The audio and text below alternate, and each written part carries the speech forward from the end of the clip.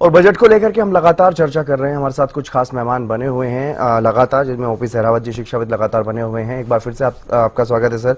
संदीप हिंदुस्तानी जी हमारे साथ जुड़ गए हैं, आपका भी स्वागत। और अमनदीप वर्मा जी अर्थशास्त्री हमारे साथ जुड़ चुके हैं।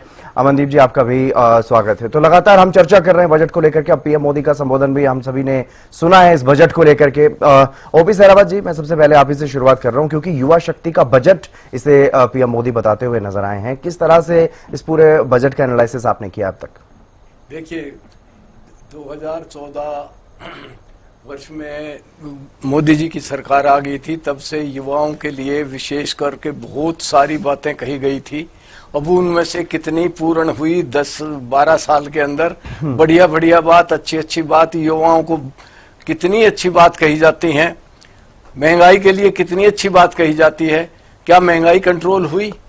क्या मतलब अब इससे ज्यादा बात क्या होगी? जो लोग कहते हैं कि मेरा किसी पॉलिटिकल पार्टी से या किसी मतलब ऐसी बात करने से मतलब नहीं है जो देश पीछे जाए या कोई गलत बात हो। मैं ये कहना चाहता हूं कि आप भारत देश को विकसित करना चाहते हैं तो पहले 5 वर्षीय योजना थी, 5 वर्ष में क्या हुआ क्या नहीं उसके ऊपर सारी बात होती थी। ये काम हुआ, ये नहीं हुआ, ये आगे करेंगे, ये नहीं है।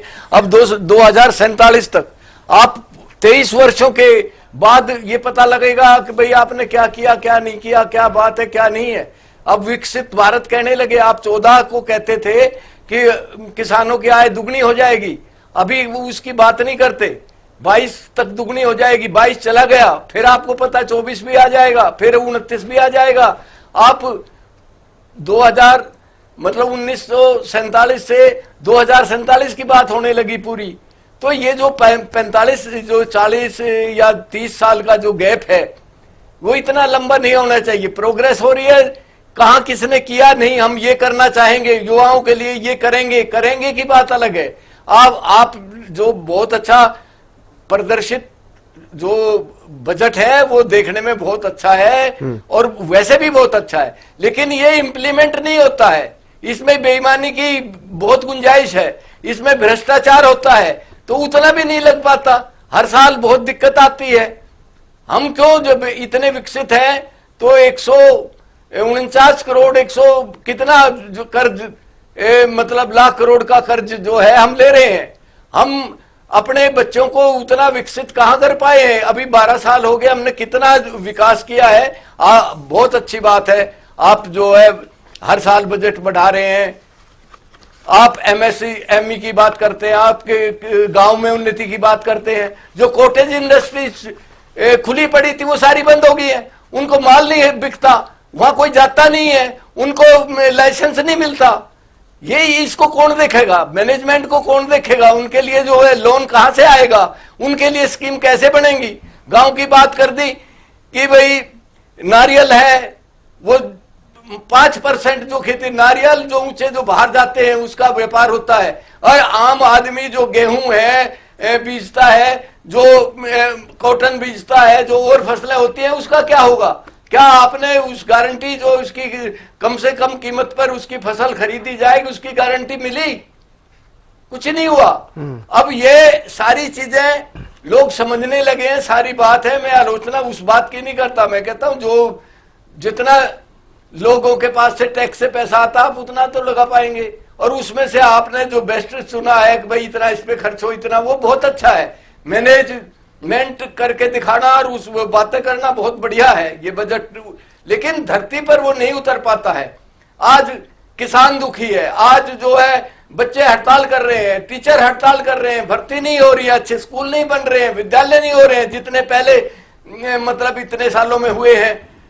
जो बड़े बड़े वो थे संस्थान थे वो प्राइवेटाइजेशन होकर के चले गए हैं। बहुत अच्छा लग रहा है कि सड़कें बन रही हैं, लेकिन उसके ऊपर टोल कितने सालों तक रहेंगे? एक एक आदमी, आम आदमी कितना टैक्स दे रहा है? यहां से सोना 25 किलोमीटर है, 165 जाने का 165 आने का वो लगता है। ये तो पिछले साल गडकरी जी ने जो 3000 का पास है उससे कुछ बड़ा फायदा हो गया, नहीं तो लोग मर गए थे। तुम सड़कें बना नहीं सकते, आपका जो सड़क बनाने वाला विभाग है वो सड़क बना नहीं सकता, प्राइवेट से मिलकर सड़कें बनवाते, फिर उसके ऊपर टैक्स लगा देते, और टैक्स लगाओ सड़कें बन गई, बहुत अच्छी बात है, लेकिन ये भी तो इंक्वायरी करो कि वो कितना वसूल रहे हैं, उतना आम जनता पर, भारत के नागरिक जिसे अपना भाई कहते हो, यानी उसमें सुधार की जरूरत है, आप ये कह रहे हैं? उसमें सुधार की बहुत जरूरत है। ठीक है। अमनदीप जी, युवा शक्ति का इसे बजट प्रधानमंत्री कहते हुए नजर आए हैं, आपने क्या कुछ अभी तक इसमें एनालाइज किया है, कितना युवाओं को इससे विशेष रूप से फायदा होने वाला है? देखिए सर, अगर बात की जाए अपना बजट की, तो बजट का जो कमिटमेंट सरकार ने किया था कि कहीं ना कहीं वो फिस्कल अपना डेफिसिट को टारगेटेड जो उनका था वो कम किया है, और जो डेट टू जीडीपी रेशो है वो भी सरकार ने कंट्रोल किया है, और इंफ्रास्ट्रक्चर डेवलपमेंट के लिए जो फंडिंग गवर्नमेंट ने रेज किया है, पहले आपका देखिए कि जो कैपेक्स था 11.2 लाख करोड़ था, अब उन्होंने वो बढ़ा के 12.2 लाख करोड़ किया है, एसेट मोनेटाइजेशन किया है। तो मेरा कहने का मतलब यही है कि अगर मार्केट में फंडिंग सिस्टम इंप्रूव होगा, पैसा आएगा। एमएसएमई देख लीजिए, गवर्नमेंट ने 10,000 करोड़ का इन्वेस्टमेंट का जो एमएसएमई में बजट में लेके आए हैं, तो कहीं ना कहीं इससे हमारी इंडस्ट्रियलाइजेशन इंप्रूव होगी। इंडस्ट्रियलाइजेशन इंप्रूव होगी तो कहीं ना कहीं कमोडिटीज की डिमांड बढ़ेगी, और कमोडिटीज की डिमांड को पूरा करने के लिए कहीं ना कहीं आपकी एम्प्लॉयमेंट जनरेशन भी होगा। तो यानी कहने का मतलब ये है कि अगर आप किसी भी फील्ड में इन्वेस्टमेंट करते हैं तो उसका डायरेक्ट एंड इनडायरेक्ट इम्पैक्ट आपका जनरेशन ऑफ एम्प्लॉयमेंट पे आएगा ही आएगा। तो मुझे ये लगता है कि ये शॉर्ट टर्म इम्पैक्ट तो नहीं आएगा जी। अगर हम कहें कि आज ही तो नहीं है, ये it will take little bit time. I mean it will the scenario will be change over the period of time। तो ये लॉन्ग टर्म इम्पैक्ट आपको दिखेगा। तो लॉन्ग रन में आप ये देखिए कि हमारी इंडस्ट्रीज इंप्रूव होंगी, हमारा टैक्सेशन भी इंप्रूव हुआ है, और सेमीकंडक्टर मिशन जो सरकार लेके आई है वो कहीं ना कहीं हमारा डोमेस्टिक आईपी को भी इंप्रूव करेगा, और हमारा जो फंडिंग सिस्टम है कहीं ना कहीं उसके ऊपर भी हमारा पॉजिटिव इम्पैक्ट आ रहा है। तो ओवरऑल सिनारियो अगर बात की जाए, अगर मैं मैक्रो इकोनॉमिक एस्पेक्ट की बात करूं, तो ये प्रोग्रेसिव बजट है और इसका लॉन्ग टर्म इम्पैक्ट पॉजिटिव आएगा। वो जो आपने बात की है कि लॉन्ग टर्म इसमें इम्पैक्ट दिखेगा, क्या लग रहा है आपको, क्या वो माहौल देश में मौजूद है, बन चुका है, जिससे इतना ज्यादा एम्प्लॉयमेंट इसमें इस वजह से देश में बढ़ेगा, युवाओं को उसका फायदा होता हुआ नजर आएगा? देखिए सर, आपने जो डेवलपमेंट एक्टिविटीज है, अगर हम कंपैरिजन करें आज का और पिछले सालों का, तो आप देखिए जो हमारी जो ग्रोथ डेवलपमेंट है वो over the period of time improve हो रहा है। जो हमारा आईएमएफ भी यही कह रहा है कि हमारा जो जीडीपी रेशियो है वो पहले से इंप्रूव हुआ है, और उसका अराउंड 7% दे आर फोरकास्टिंग कि इंडिया का जो जीडीपी बढ़ेगा। तो जीडीपी का बढ़ना ही यही है कि आपका जो एम्प्लॉयमेंट अपॉर्चुनिटीज है, पॉवर्टी रिडक्शन है, और कहीं ना कहीं इंडस्ट्रियल ग्रोथ है। तो ये जो एस्पेक्ट है ये दिखाता है कि over the period of time चीजों का पॉजिटिव इम्पैक्ट आएगा। अब आप देख लीजिए कि हमारा इनिशियली अगर हम स्टार्ट करें कि गवर्नमेंट का पहले फोकस यही था कि वो डिमांड साइड ग्रो करना है। अब इस बजट में आप देखिए गवर्नमेंट ने दोनों साइड पे फोकस किया है, डिमांड साइड भी फोकस किया है एंड सप्लाई साइड भी फोकस किया है। आप देख लीजिए कि फंडिंग इंप्रूव हो रही है, तो इसका मतलब है कि हमारा जो सप्लाई चेन होगा वो रिजिलियंस होगा, और हमारे मैन्युफैक्चरिंग एक्टिविटीज है वो कहीं ना कहीं इंप्रूव होगी। तो यानी फोकस जो सरकार का इस बजट का है वो supply side as compare to demand side थोड़ा सा ज्यादा है, और मुझे लगता है सप्लाई साइड ऑटोमेटिकली डिमांड को क्रिएट करेगा, क्योंकि थ्योरी भी कहती है supply creates its own demand. तो सप्लाई अगर मार्केट में आएगी तो ऑटोमेटिकली उसकी डिमांड क्रिएशन भी स्टार्ट हो जाती है। तो इस तरह से ये ओवरऑल इम्पैक्ट मार्केट में पॉजिटिव आएगा। यानी वो जो मदर ऑफ डील्स की बात कही जा रही है उसको लेकर के फोकस सरकार का यही है कि कोई भी वैश्विक तनाव भारत के ऊपर उसका ज्यादा असर ना पड़े और भारत की अर्थव्यवस्था मजबूत बनी रहे। संदीप हिंदुस्तानी जी, कुछ अच्छी बातें हैं, कुछ अच्छी जानकारियां भी हैं, कुछ अच्छे आंकड़े भी सामने आए हैं, लेकिन कई तरह की बातें सामने आ रही हैं लगातार। जिस तरह से हमारे बीच बैठे सहरावत साहब ने जिस तरह से बताया कि बजट देखने में बहुत अच्छा है, पढ़ने में बहुत अच्छा है, लेकिन इम्प्लीमेंटेशन वैसा नहीं हो पाता है। लेकिन कुछ चीज़ों का असर भी देखने को मिल रहा है, चाहे इंटरनेशनल लेवल की बात करें या नेशनल लेवल की बात करें, तो उनका असर भी देखने को मिल रहा है। आप किस तरह से एनालाइज कर रहे हैं इस पूरे बजट को, युवाओं के लिहाज से अगर देखा जाए विशेष रूप से? देखिए, मैं आपको एक बात बताना चाहूंगा। अभी माननीय प्रधानमंत्री जी ने इस बजट को युवा शक्ति का बजट बताया है जी। आप सब ने सुना, हम सब ने सुना। तो किस प्रकार से प्रधानमंत्री नरेंद्र मोदी जी ने युवाओं को ध्यान में रखते हुए जब से उनकी सरकार आई है 2014 से लेके और अब 2026 तक, तो जो भी नीतियां बनाते हैं तो उसमें युवा को किस प्रकार से ध्यान में रख के उस नीति का निर्माण हो और युवाओं की भूमिका किस तरीके से हमारे देश और प्रदेश में रहे। तो मैं कुछ चीजें आपको बताऊंगा। जब प्रधानमंत्री नरेंद्र मोदी जी देश के प्रधानमंत्री बने थे तो उन्होंने स्टार्टअप इंडिया की शुरुआत की थी। 2015 में स्टार्टअप इंडिया की शुरुआत हुई। उस समय देश में कितने स्टार्टअप्स थे और आज 10 सालों बाद देश में कितने स्टार्टअप्स हैं, और उन स्टार्टअप्स के जो भी आप मैनेजिंग डायरेक्टर, सीईओ या चेयरमैन उठा के देखेंगे तो उसमें कितने प्रतिशत युवा है और युवाओं में भी उसमें कितना विमेन एम्पावरमेंट है। अगर आप उसका एक डेटा निकालेंगे तो उसमें आपको नजर आएगा कि उसमें भी 65% महिलाएं हैं।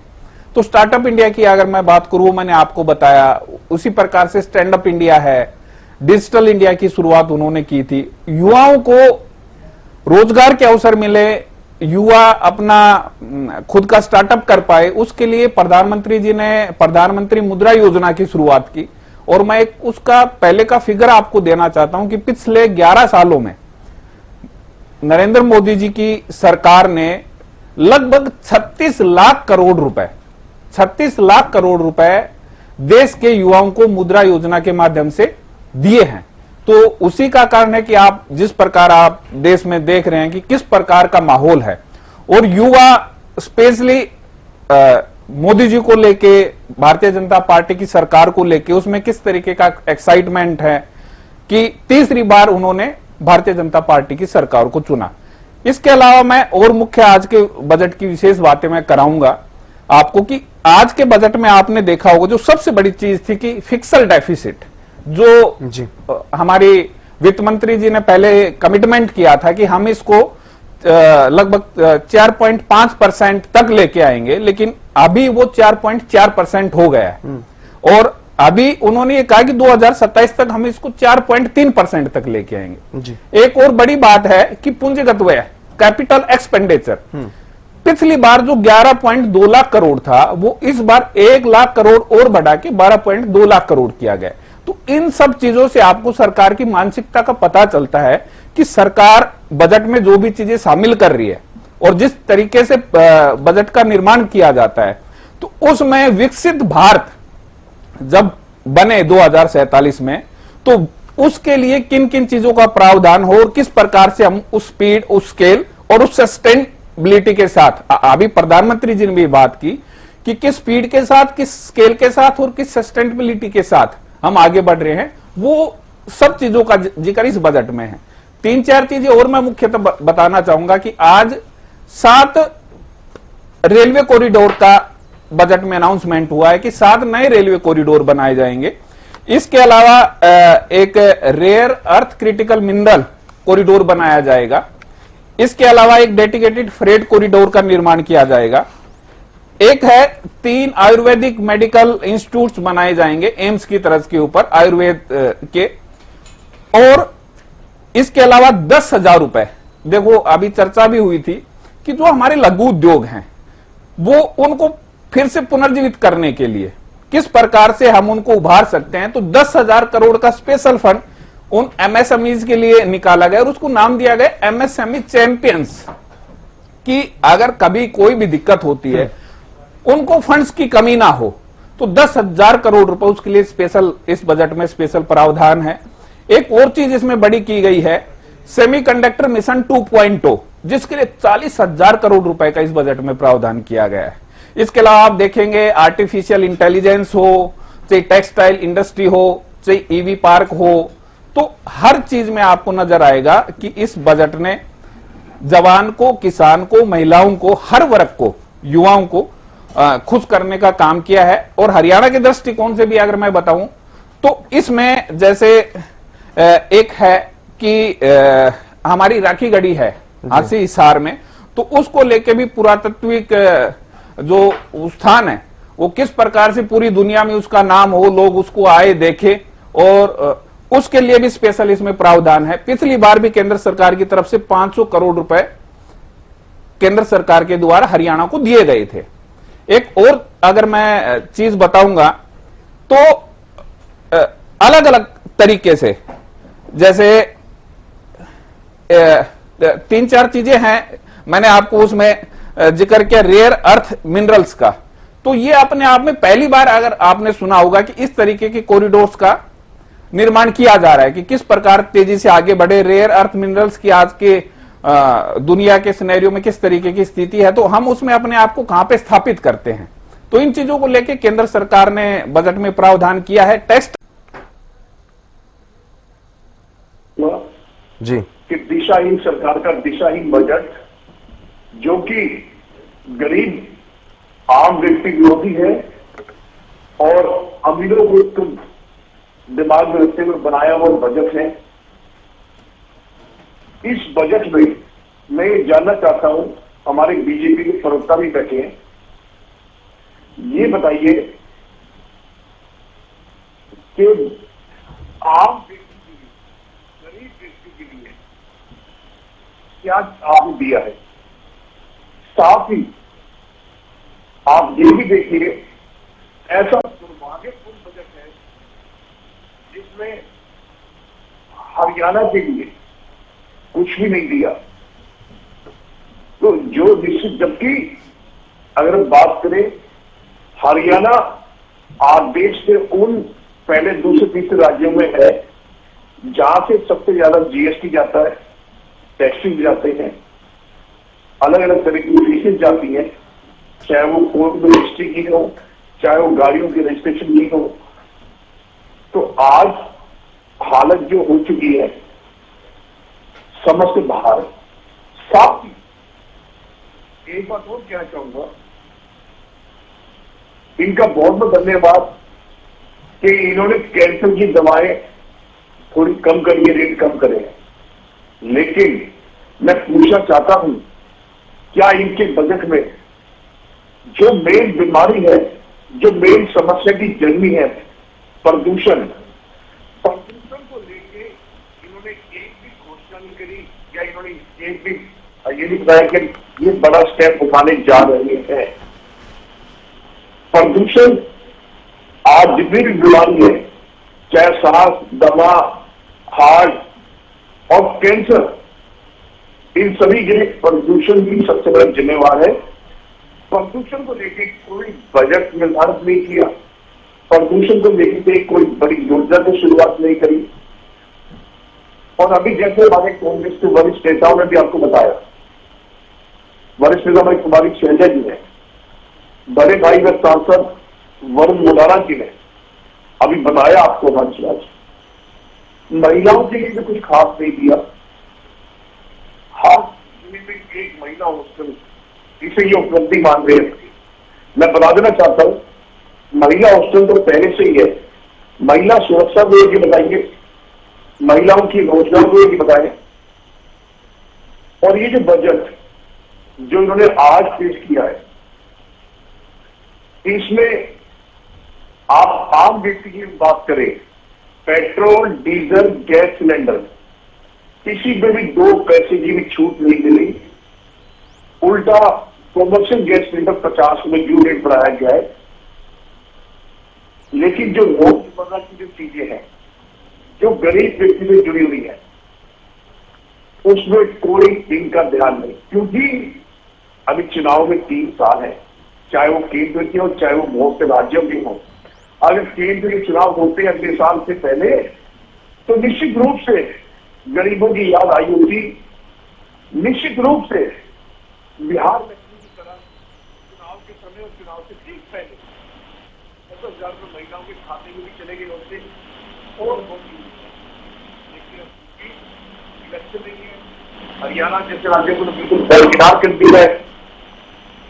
साथ ही एक बात और जानना चाहता हूं कि बीजेपी के साथी प्रवक्ता बैठे हैं, बीजेपी सरकार से भी पूछना चाहता हूं, मुख्यमंत्री से भी पूछना चाहता हूं कि हरियाणा के बजट से नायब कोई गायब कर दिया।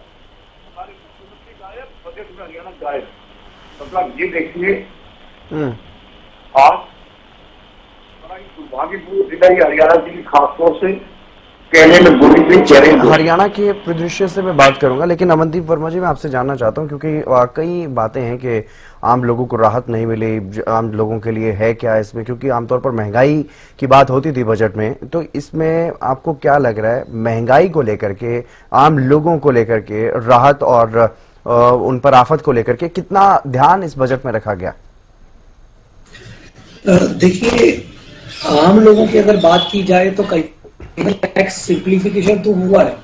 अगर आप देखिए कि इन्होंने कहीं ना कहीं कंप्लाइंग ईजिंग के ऊपर फोकस किया है, जिसमें उन्होंने कई एक्ट थे में उन्होंने सेक्शंस को रिड्यूस किया है। पहले 819 सेक्शन होते थे, 536 है, तो कहीं ना कहीं 2000 प्रोविजंस को भी उन्होंने कंट्रोल किया है, रिड्यूस किया है, और जिससे कि लिटिगेशंस कम हो।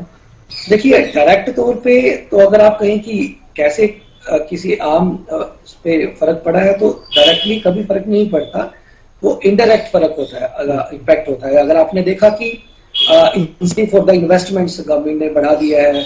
अगर आप एक एनआरआई हैं और आपकी जो कंपनी है वो नॉन लिस्टेड कंपनी है, तो उन्होंने गवर्नमेंट ने इन्वेस्टमेंट लिमिट को भी 10% से 24% कर दिया है।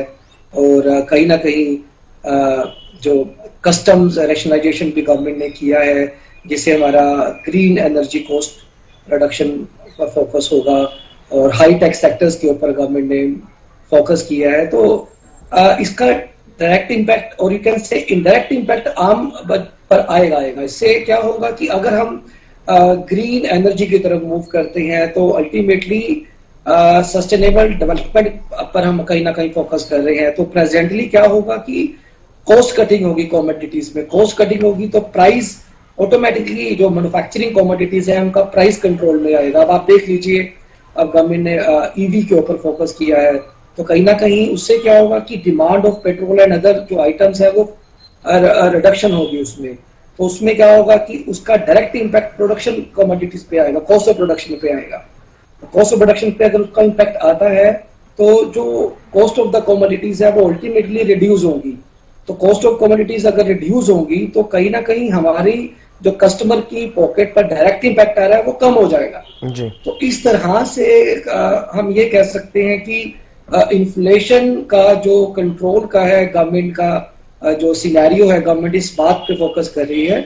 और मुझे लगता है कि ये डायरेक्ट इम्पैक्ट तो नहीं होगा, मगर ये इनडायरेक्ट इम्पैक्ट जरूर होगा, जिससे जो आम जनता है, जो आम पब्लिक है, उनको कहीं ना कहीं इस चीज पर परचेजिंग पावर पे उनकी इम्प्रूव होगी।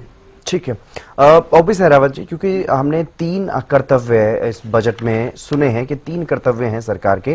पहला, आर्थिक विकास को तेज करना, जो कि लगातार बढ़ रहा है विकास, और उसकी गति को बनाए रखना, यानी वो उसमें रुकावट ना आए, वो कमजोर ना हो। और दूसरा कर्तव्य जो है वो लोगों की आकांक्षाओं को पूरा करना और उनकी क्षमता बढ़ाना।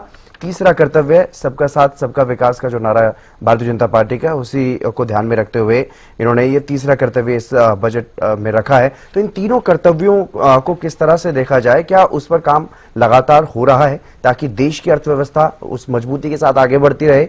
अमेरिका जिस तरह से पिछले दिनों में हमने देखा, जो टैरिफ का दबाव बनाया गया भारत के ऊपर, उसके बाद भी भारत की अर्थव्यवस्था पर उसका कोई खास असर नहीं पड़ा, और जो असर पड़ सकता था उसके इतर भारत ने अपने हाथ अब दूसरी तरफ भी खोलने शुरू कर दिए, जिस तरह से पिछले दिनों मदर ऑफ ऑल डील्स जिसे कहा जा रहा है, ईयू के साथ जो डील की गई, तो क्या इन डील्स का बेनिफिट मिल रहा है भारत को अर्थव्यवस्था के क्षेत्र में? देखिए, ये जो हमेशा इनका बेनिफिट तो मिलता ही मिलता है जी, लेकिन ये बहुत अच्छी तरह से बजट की कोशिश की है और बड़ा अच्छी सारी बातें हुई हैं, लेकिन इसमें सबसे बड़ी जो बात है वो इम्प्लीमेंटेशन की होती है, और इसमें प्रशासनिक सुधार की आवश्यकता होती है जी। जो अधिकारी हैं वो किस प्रकार से उसको बजट को वो लागू नहीं करते हैं, तो उसकी वहीं पकड़ होनी चाहिए। उस ये पार्टी लेवल या उसके ऊपर आईडीसीडी और जो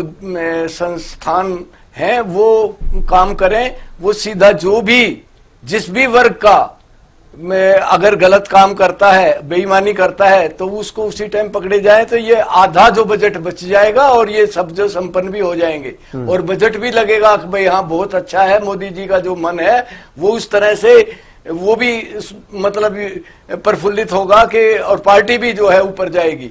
तो ये मतलब प्रशासनिक सुधार की बहुत ही आवश्यकता है। चाहे कैसा बजट बना लो, जब तक प्रशासनिक मतलब उसमें कमियां रहेंगी, जब तक वो अच्छी तरह से लागू नहीं होगा, तब तक कितना पैसा लगा लो कोई फायदा होगा नहीं। क्योंकि लूट की जो प्रवृत्ति है ये मिटानी होगी, बेईमानी की प्रवृत्ति मिटानी होगी, जो भ्रष्टाचार की प्रवृत्ति ये जो खत्म करनी होगी, ये हो नहीं पा रही है। चाहे वो कांग्रेस के 70 साल लगे, इनके 12 साल हैं, ये आगे कोशिश कर रहे हैं कि भाई 47 तक ये हो जाएगा।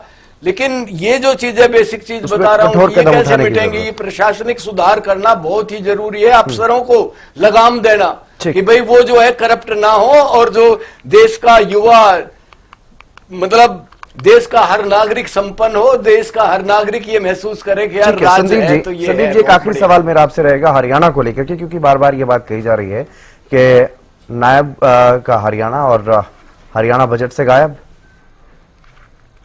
देखो, ये बात बिल्कुल झूठ है, ऐसा नहीं है। इसमें ये बात कांग्रेस के एक प्रवक्ता ने नेता ने नकारी है। कुमारी सैलजा जी ने खुद कहा कि जो 15 पुरातात्विक जो धरोहर हैं उसमें हरियाणा की जो राखी गढ़ी है उसका नाम आया है।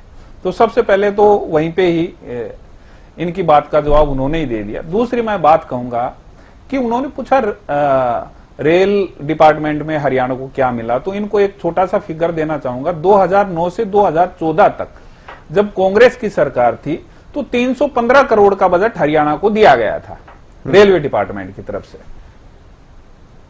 बीजेपी की सरकार आई, 2025 के बजट में हरियाणा को 3416 करोड़ रुपए रेलवे की तरफ से दिए गए। ये ऑफिशियल फिगर से, वो जाके सर्च भी कर सकते हैं। तो कहां पे 315 करोड़ और कहां पे 3416 करोड़ रुपए हरियाणा को दिए गए। अच्छा, अब इससे हुआ क्या क्या? तो जो 121 लाइन है उनका प्योर इलेक्ट्रिफिकेशन उनका किया गया। जहां पे सिंगल लाइनें थी उन लाइनों को डबल लाइन किया गया है। इसके अलावा हरियाणा को 5 वंदे भारत ट्रेनें भी दी गई है। अब ये बात बोलते हैं कि नायब जी को गायब कर दिया, तो इनकी आदत बड़ी कमजोर